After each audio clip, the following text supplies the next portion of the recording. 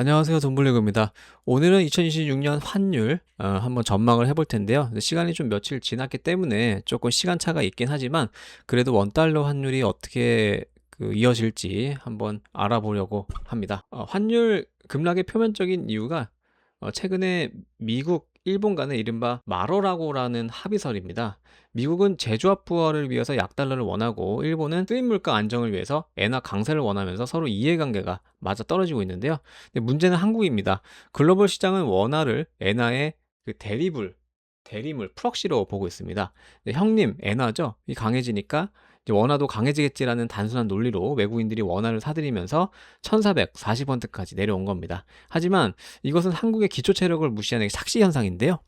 우리나라 같은 경우에 수출 주도형 국가이기 때문에 어느 정도 원달러 확률이 약세가 되어야 수출 기업에 좋기 때문에 이 강세가 된다는 거는 수출의 경쟁력에 좀 타격이 있기 때문에 여기 이제 좋지만은 또 않거든요. 여기서 우리는 이제 냉정한 현실을 봐야 하는데 엔화가 강해진다고 원화가 끝까지 따라갈 수 있을까요? 불가능하다고 생각합니다. 이것이 이제 원 앤 디커플링 현상인데요.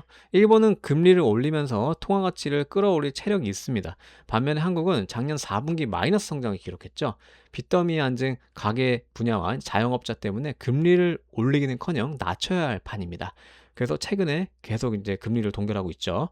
결국 시간이 지나면 시장은 한국의 약한 체력을 깨닫고 원화만 다시 약세로 돌아설 가능성이 굉장히 높다고 생각합니다. 자, 더 무서운 것은 실물 경제가 아닌 금융시장의 충격인데요. 이 그래프를 보면 2014년 8월 엔화 환율이 급격히 떨어질 때 엔화 강세죠. 미국 나스닥과 코스피가 어떻게 됐냐면 같이 폭락했습니다.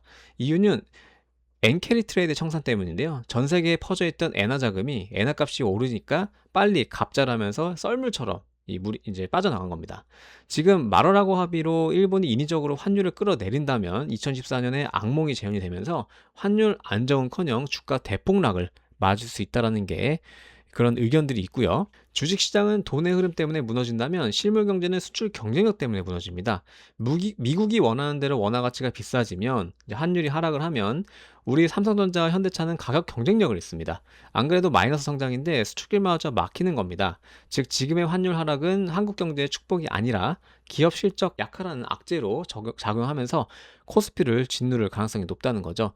물론 개인 투자자들이 달러 환전해가지고 이제 환차를 낼 때는 환율 상승이 높아지는 게 좋지만 수출 기업 입장에서는 환율이 너무나 워낙 강세가 되면 사실 좋지만은 않다는 겁니다. 최근 시장에서 아주 기이한 현상이 목적되고 있는데 보통 환율이 오르면은 주식이 떨어져야 되는데 오히려 같이 오르고 있습니다. 이것은 경제가 좋아져서가 아니라 투자자들이 한국의 통화 가치 훼손을 눈치챘기 때문입니다. 이제 원화 가치가 계속 이제 거의 쓰레기가 될 거라면 차라리 주식이라는 실물 자산을 들고 있자.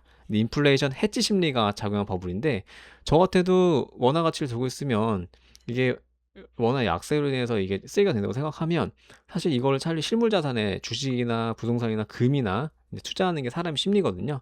따라서 만약 환율이 강제로 하락한다면, 만약에 원화가 강세가 된다면 이 버블마저 터지면서 주식시장이 이중으로 타격을 받게 될 가능성이 있습니다. 자, 결론인데요. 현재 한 1,400원대 바닥일 가능성이 굉장히 높고 첫째, 한국의 경쟁 체력이 일본을 따라갈 수 없어서 결국 다시 원화 약세로 돌아설 가능성이 높고 만약에 억지로 환율을 더 내린다면 엔캐리 청산이라는 폭탄이 터져서 이제 미국 나스닥부터 주식시장이 이제 붕괴되면서 이제 한국에 영향을 주는 거죠.